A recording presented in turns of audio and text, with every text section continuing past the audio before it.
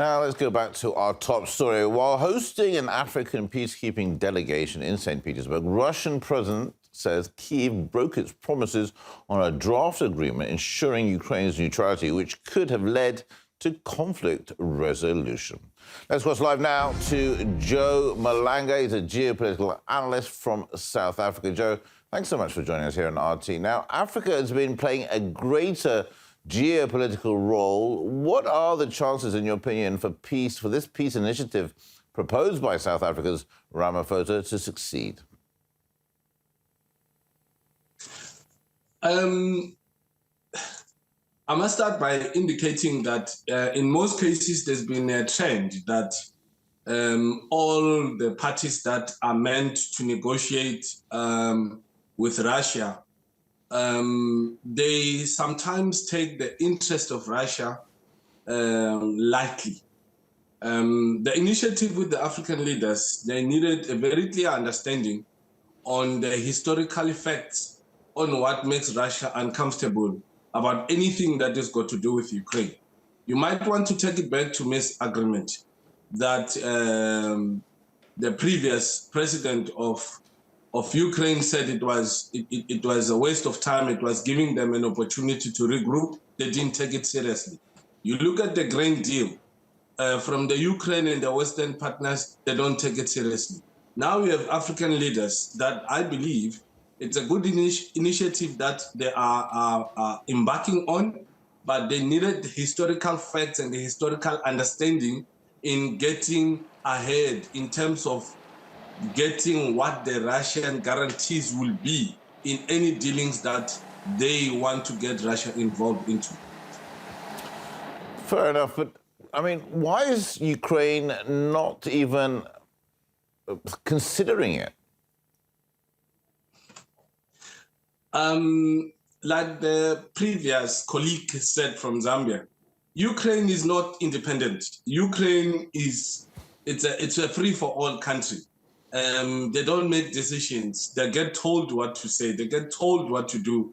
And the people that are influencing Ukraine to take that direction, wherever they're going, whatever they're doing, it's not necessarily talking to what the reality should be in the eyes of Russia, in the eyes and at the best interest of global. Because we have a lot of things that are blamed on Russia, but nobody is taking that time to want to sit down and understand what is it that Russia wants.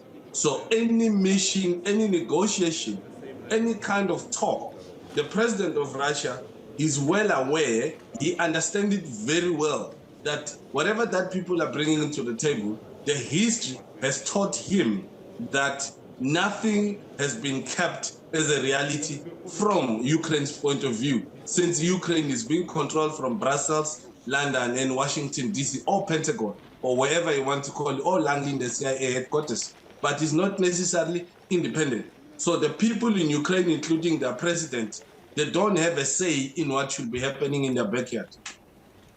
Right. You know, I was going to ask a little bit about President Putin, as he said that a neutrality agreement had been put into place and signed and initialed in the early days of this conflict. Do you think it was the West that told Zelensky, forget about that and you need to fight? For example, John Kirby in Pentagon said, we are not in favor of peace. We are not in favor of any ceasefire that should be happening in Ukraine. So that is a senior spokesperson for Pentagon. They don't want anything that is got to do with peace as far as Russia is concerned. So the West has, in fact, full scale of anything that has got to do with Ukraine is influenced by the West. So yes, I believe the president is right to suspect or know that the West has changed. For example, what is it that changed? In the beginning of the conflict, there were hopes that there could be peace. We saw both sides had negotiating teams. They went and meet in Minsk. There were a lot of things. There was talks that they were going to be talking in Turkey. What happened to all those negotiations? They fell apart because the West was saying This is what we've been waiting for. We've been pumping money. We've been pumping the military hardware to benefit the military industrial complex. So it's got nothing to do with Ukraine. Everything is got to do with what Washington, London, Brussels, whatever that they want to achieve. But it's not necessarily helping the actual citizens of Ukraine. That's the unfortunate part about this conflict. Indeed, Joe. Let me ask you, when we look at the African continent, does it still have a neutral position, would you say, when it comes to the Ukraine conflict, or is it leaning to one or the other side? It would be very unfortunate for me to think that Africa has a neutrality stance. There will never be neutrality. No, anybody who will say there's a neutrality does not exist. African countries were pushed into go to the Western direction through imperialism and colonization. Now they are being freed from that. They will have to lean further to the East because they are treated differently from the East as partners. Now, let me also indicate that why most of these countries want to take the stance of neutrality. They're scared of sanctions. They're scared because most of these countries, if they get sanctioned, the banking sector, insurance, oil, gas, education is still controlled from New York, London, and Brussels, and many other European countries. So they're not yet fully independent. So they are trying to play neutrality for that reason, for them not to be sanctioned. They should be taking a direction. How can you play neutrality on the very same people that have been oppressive towards your continent for the past 500-600 years? So they are doing that because they are doing a lot of calculations.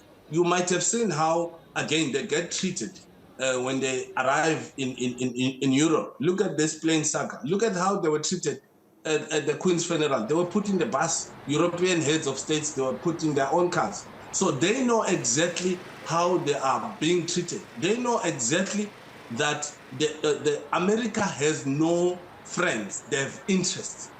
The Western countries have no friends. They have interests. Their interest is to get the resources and create their puppets and do what they want, and they remove whatever that they want back to the West. They're enriching their economy through Africa. So Indeed. African leaders should not be playing neutrality cards or positions because it doesn't exist. All right. Joe Malanga, pleasure, sir. Thank you so much for joining us today, RT. Good talking to you. Good insight. Thanks again. Thank you.